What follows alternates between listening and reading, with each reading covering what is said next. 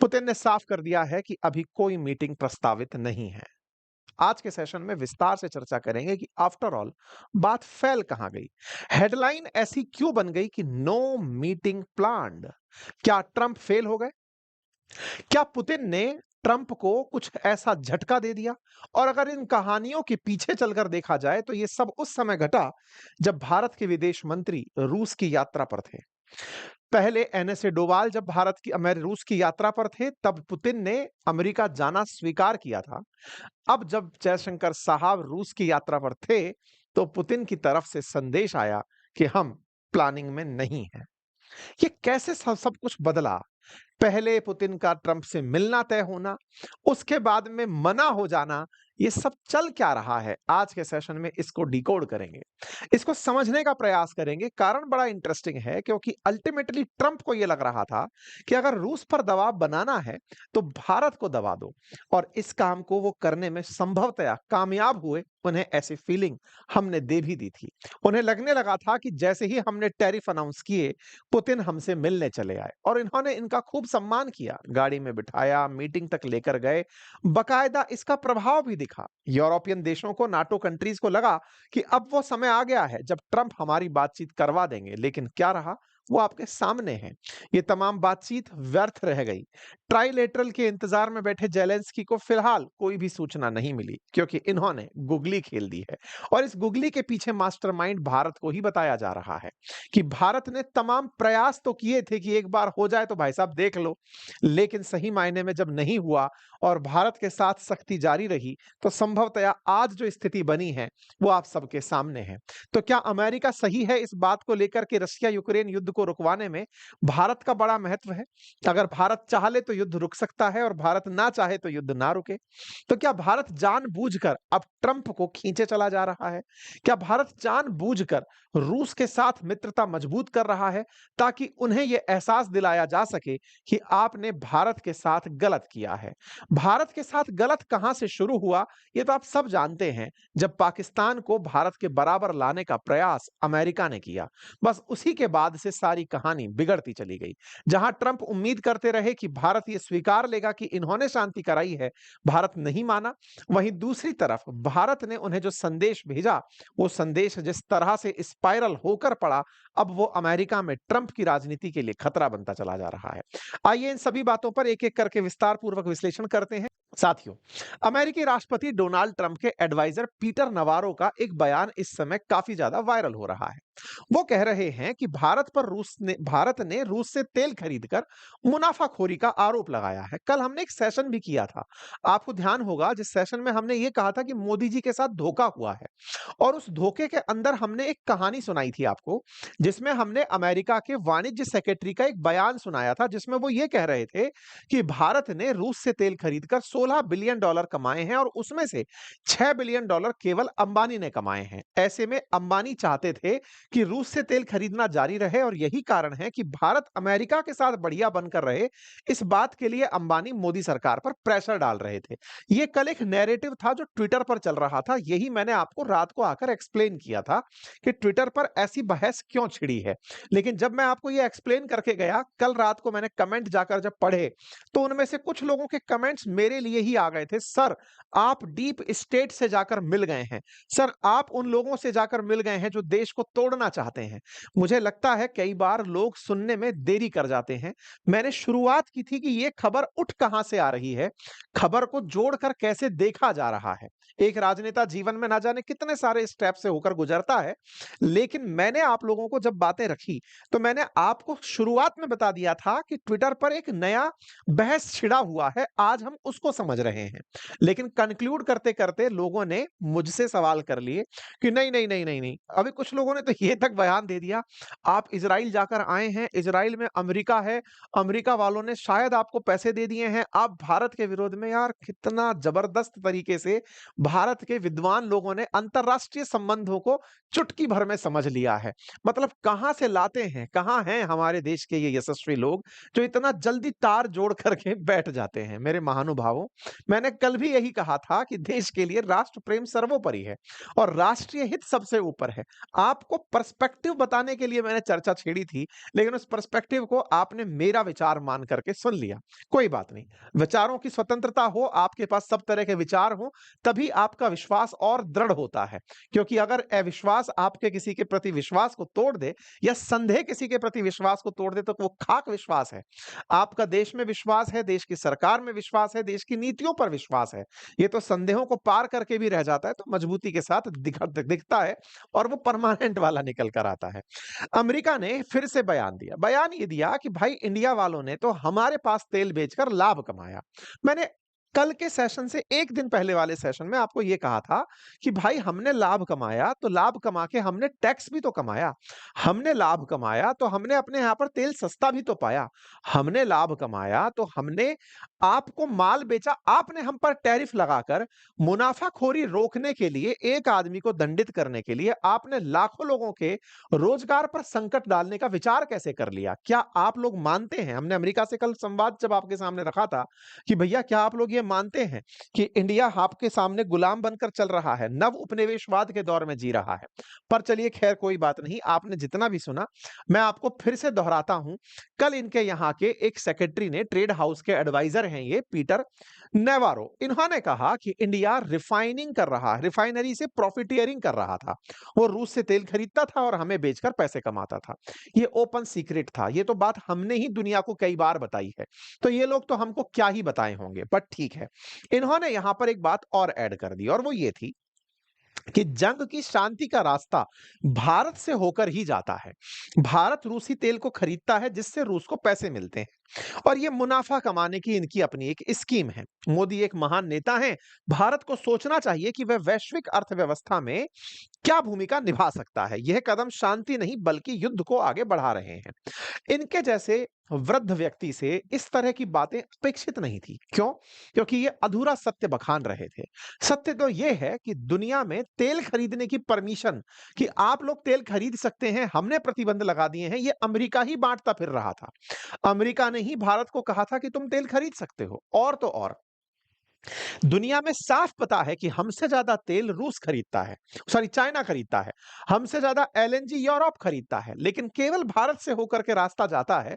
इससे अमेरिका की क्रेडिबिलिटी पर सवाल उठे हैं। जब अमेरिका की क्रेडिबिलिटी पर सवाल उठे, तो फिर वहां के कुछ राजनेता उठकर बोलने भी शुरू हुए। उनमें से निक्की हेली, ये वो नेता हैं जो कि ट्रंप की ही पार्टी से आती हैं। चुनाव में उतरी थी, लेकिन ट्रंप चूंकि उम्मीदवार थे, तो इन्होंने अपनी उम्मीदवारी वापस ले ली थी। निक्की हेली ने ट्वीट किया। ट्वीट के साथ साथ अपना एक लेख साझा किया जो उन्होंने हाल ही में एक ओपिनियन के अंदर लिखा है। न्यूज वीक नामक समाचार के अंदर उन्होंने अपना एक लेख लिखा। उन्होंने कहा कि ट्रंप, आप गलती कर रहे हो। ट्रंप एडमिनिस्ट्रेशन भारत के खिलाफ जाकर गलती कर रहा है। निक्की हेली का बोलना अपने आप में एक बड़ी बात माना जाता है। ये बड़ी इन्फ्लुएंसर्स हैं, मिलियन में रीच है और ये राजनीति में सक्रिय हैं। अमेरिका में इनकी राजनीति काफी बड़ी है।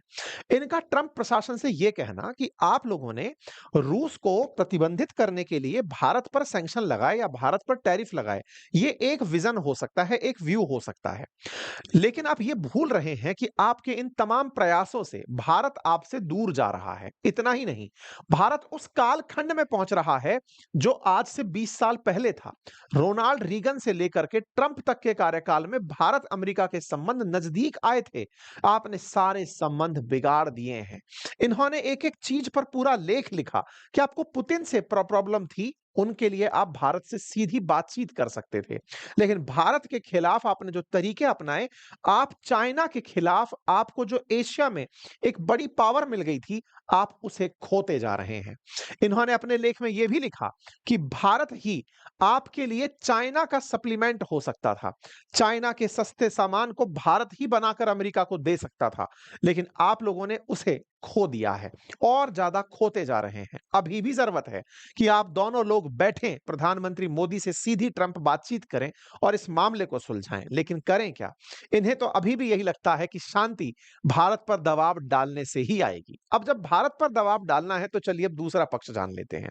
हम पर दबाव डालना था तो हमारे ऊपर आप लोगों के तमाम उपकार हैं, उपकार सबसे पहला यही कि आप ही के ही राज्य में हम जी रहे हैं। ये बात भारत के विदेश मंत्री ने दुनिया को बताई कि देखो, अमेरिका खुद कहता फिर रहा था कि आप तेल खरीद सकते हो दुनिया में तेल की कीमतों को स्थिर करने के लिए, लेकिन अब आपको लगता है कि हमसे ही शांति का रास्ता जाता है, तो लाइए अब हम शांति ला ही देते हैं। भारत के विदेश मंत्री रूस की यात्रा पर पहुंच जाते हैं। वहां पर पहुंचते हैं क्योंकि आरोप हम पर था कि हम लाभ कमाते हैं। कोई बात नहीं, आप प्रतिबंध लगाए हो तो लीजिए, हम रूस की यात्रा पर पहुंचते हैं। भारत के विदेश मंत्री रूस की यात्रा पर पहुंचते हैं और वो यात्रा इतनी भव्य होती है जिसके तस्वीरों से आप उसकी गहराई का अंदाजा लगा सकते हैं। ये यात्रा साधारण यात्रा नहीं थी, सरकारों के बीच में होने वाली इंटर गवर्नमेंटल मीटिंग थी। इस तरह की जो मीटिंग्स हैं, ये इंटर गवर्नमेंटल कमीशन होता है इंडिया रशिया का, जिसमें ट्रेड, इकोनॉमिक्स, साइंस, टेक्नोलॉजी और कल्चरल कॉपरेशन को लेकर IRIGC टैक्स की मीटिंग होती है, जो कि विदेश मंत्री स्तर के लोगों के द्वारा की जाती है। इस मीटिंग के लिए विदेश मंत्री जब पहुंचते हैं, आप तस्वीरों से अंदाजा लगाएं कि इसमें किस लेवल का एंगेजमेंट रहा होगा। आप टेबल के चारों तरफ बैठे हुए राजनेताओं और प्रतिनिधियों को देखकर इस बात की गहराई का अंदाजा लगा सकते हैं कि इस कॉपरेशन के अंदर, इस टेबल टॉक के अंदर कितने लोग पार्टिसिपेट किए होंगे। अब मैं आपको बताता चलता हूं किस लेवल के लोग पार्टिसिपेट किए थे।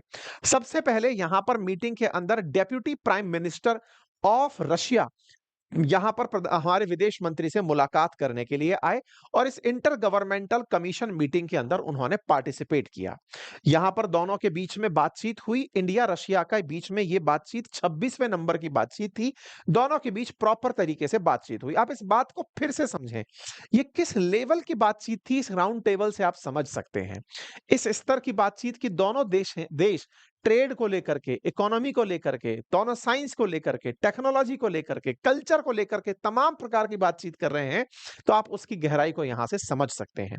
हमने बकायदा यहां पर डिटेल डिस्कशन किया और कहा कि ऐसे मीटिंगों की संख्या अब और बढ़ा दी जानी चाहिए। इसके बाद डॉक्टर जयशंकर साहब के द्वारा यहां के विदेश मंत्री से बातचीत की गई। विदेश मंत्री से बातचीत हुई और दोनों के बीच में जो बातचीत हुई वो धीरे धीरे पब्लिक होना शुरू हुई। सरगई लेवरोव से इनकी बातचीत होती है। वो बातचीत में बाद में निकल कर आता है कि हम लोग मिलकर के और ज्यादा अच्छे से गुड ट्रेडिशंस को आगे बढ़ाएंगे, हम मिलिट्री कॉपरेशन में आगे जाएंगे और हम चाहेंगे कि हम जो इतिहास लेकर चल रहे हैं वो आगे और मजबूती से चले। साथ में पुतिन इस साल के अंत में भारत की यात्रा पर होंगे। दोनों ने अपने एम्बिशन, यानी कि दोनों के जो ख्वाब हैं वो साझा हैं। दोनों एक तरह से दुनिया को देखते हैं और उस तरीके को इन्होंने यहां पर साझा किया और कहा कि हम अपने इकोनॉमिक लिंकेजेस को और डीपन करने का प्रयास करेंगे। इसके बाद में भारत ने एक और बयान दे दिया। जब पत्रकार ने इनसे पूछा कि आपको तेल खरीदने के ऊपर पाबंद किया गया है, तो इसमें विदेश मंत्री ने कहा कि इस बात को लेकर के हम बड़े ही परप्लेक्स्ड सिचुएशन में हैं, असमंजस में हैं, बड़ी ही अस्पष्ट स्थिति है कि भारत रशियन तेल का सबसे बड़ा खरीदार नहीं है, वो चाइना है। लेकिन फिर भी अगर हमारे ऊपर आप किसी प्रकार का टैरिफ लगाते हैं, तो ये ऐसी स्थिति में समझ नहीं आता जब अमेरिका ने खुद हमसे ये कहा हो कि बाजार की कीमतों को स्थिर करने में भारत तेल खरीद सकता है। Do everything to stabilise world market, ऐसा भारत को अमेरिका ने कहा था। वॉशिंगटन ने भारत को एनकरेज किया था कि आप तेल खरीदकर दुनिया में, बाजार में तेल की कीमतों को स्थिर बनाए हुए हैं। फिर भी अगर हमारे साथ ऐसा कर रहे हैं तो ये हमारी समझ से परे है। चलिए, इसका मतलब भारत ने रूस में बैठकर भी यह संदेश दिया कि अमेरिका के अंदर बैठकर अमेरिकी नेता ही ट्रंप को दे रहे हैं कि आप ये सही नहीं कर रहे हो। भारत ने रूस पहुंचकर भी यही संदेश दिया कि आपने ही पहले कहा था तेल खरीद सकते हो, अब आप हम पर इस तरह का प्रतिबंध लगा करके दुनिया में अपनी साख को बट्टे लगा रहे हो। कोई बात नहीं, भारत ने साफ कहा कि हम लोग आगे भी काम करते रहेंगे। और इतना ही नहीं, आने वाले समय में नॉर्थ सी वाले रास्ते से भी हम ट्रांसपोर्टेशन को आगे बढ़ाकर लेकर आएंगे। प्रधानमंत्री के सॉरी यहां पर इतनी ही नहीं, न्यूक्लियर एनर्जी को लेकर के भी बातचीत हुई कि हम कैसे आगे बढ़ सकते हैं। यह बातचीत आगे निकलती गई। फिर ये सारी चीजें निश्चित ही ट्रंप प्रशासन के लिए चिंता का विषय थी। चिंता और तब बढ़ गई जब एस जयशंकर साहब से खुद पुतिन मुलाकात कर लिए। और यह मुलाकात बिल्कुल वैसे ही जैसे कभी थोड़े दिन पहले एनएसए डोभाल साहब की पुतिन से मुलाकात थी, बिल्कुल वैसे ही जयशंकर साहब की यहां मुलाकात थी। लेकिन इस बार टेबल के उस पार सरगेई लेवरोव भी बैठे थे, तो डेप्यूटी प्राइम मिनिस्टर भी बैठे थे। कुल मिलाकर के इनकी जिन लोगों से अलग-अलग बातचीत हुई थी, अब वो सब एक साथ एक टेबल पर बैठकर बातचीत कर रहे थे। पुतिन का भारत के विदेश मंत्री से इस गर्मजोशी से मिलना और इस मुलाकात में, जो कि विदेश मंत्री स्तर की थी, इस तरह से बातचीत को आगे बढ़ाना फिर से एक हिंट विश्व को दे रहा था कि रूस के लिए भारत कितना खास है। और यह विश्व जानता है, अमेरिका खुद मानता है कि यह निश्चित ही भारत इनके लिए खास है। इसीलिए भारत पर दबाव डाला जाता है ताकि भारत जाकर के पुतिन से कहे कि भैया शांति क्यों नहीं कर लेते हो। लेकिन इनको यह संदेश देकर भारत ने स्पष्ट कर दिया कि अगर आपको लगता है कि आप हम पर प्रतिबंध लगाकर हमसे पुतिन के खिलाफ बयानबाजी करवा लोगे, हमारे रिश्ते तोड़वा दोगे, यह आपकी गलतफहमी है। आपको ऐसे ही हमारे साथ चलना है तो ठीक है, अदरवाइज हम आपके साथ नहीं होंगे। ये सब बातें खत्म हुई ही थी, इतनी देर में सरगेई लेवरोव बाहर आते हैं और साफ कहते हैं कि भाई साहब, जेलेंस्की से किसी भी मुद्दे पर हमारी बातचीत नहीं बनी है। There is no meeting plan between Putin and Zelensky. Lavrov का यह बयान ऐसे समय पर आया जब पुतिन से इनकी जयशंकर साहब से इनकी मुलाकात हुई ही थी। आपको याद होगा, डोभाल साहब की मुलाकात के बाद ट्रंप और पुतिन का मिलना एक बड़ी खबर बना था और जयशंकर साहब के मिलने के बाद इनकी तरफ से यह बयान आना कि पुतिन और जेलेंस्की के बीच में कोई बातचीत की चर्चा नहीं है। और साथ में यह भी कहा कि पुतिन तो रेडी है जेलेंस्की से मिलने के लिए, लेकिन एजेंडा तो तैयार हो कि समिट का एजेंडा क्या है। ऐसा क्यों कहा जा रहा था? क्योंकि असल मायने में ट्रंप चाहते थे कि वो जेलेंस्की से बात करके एक एजेंडा सेट कर लेंगे कि आओ अब इस बात पर चर्चा करते हैं। कौन सी बात? मैंने पहले भी कहा था कि पुतिन को यूक्रेन का एक हिस्सा दे दो और यूक्रेन को नाटो या ईयू में मेंबरशिप दे दो और सिक्योरिटी गारंटी दे दो। ना तो जेलेंस्की उस चीज के लिए तैयार हुआ और ना पुतिन इस बात के लिए तैयार हुए कि वो नाटो का मेंबर बने। जब दोनों के बीच में कंसेंसस बने ही नहीं तो बातचीत कैसे होगी? वहीं ढाक के तीन पात रह गए। कुल मिलाकर के ट्रंप के ये सारे प्रयासों पर पानी फिर गया। ट्रंप ने जितने भी प्रयास किए थे इनको साथ में लाने के, वो सब वेस्ट हो गए और ट्रंप की ये खुन्नस साफ दिख रही है कि वो इस युद्ध को कैसे रुकवाएं। उन्होंने भारत के साथ तो दुश्मनी ले ही ली है, भारत के साथ उनके जो पुराने संबंध हैं उनको उन्होंने किनारे पर रख ही दिया है, हाशिए पर रख ही दिया है। और तो और अब उन्होंने भारत और रूस को ज्यादा नजदीक ला दिया है। भारत की विदेश नीति में अब हम और ज्यादा तेजी से रूस और चाइना के नजदीक बढ़ रहे हैं।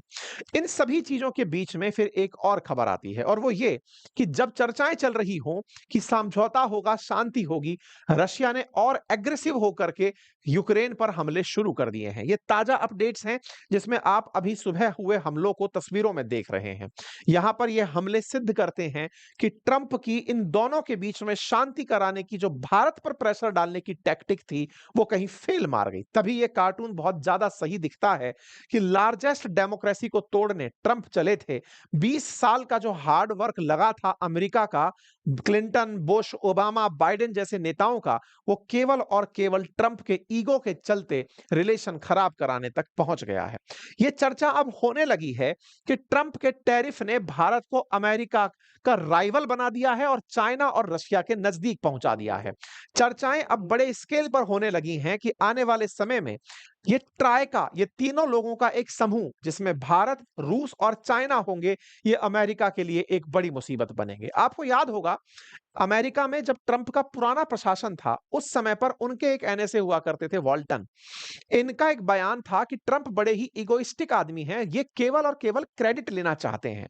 Trump tax credit for everything, ऐसा इनका बयान था। ये पिछले साल, पिछली बार के सरकार में एनएसए थे, इस बार इन्हें कोई पद नहीं मिला। इनका ये बयान बहुत वायरल हुआ कि ट्रंप को केवल क्रेडिट लेना होता है, जैसे वो भारत और पाकिस्तान के संघर्ष का ले रहे थे कि मैंने सीज फायर कराया।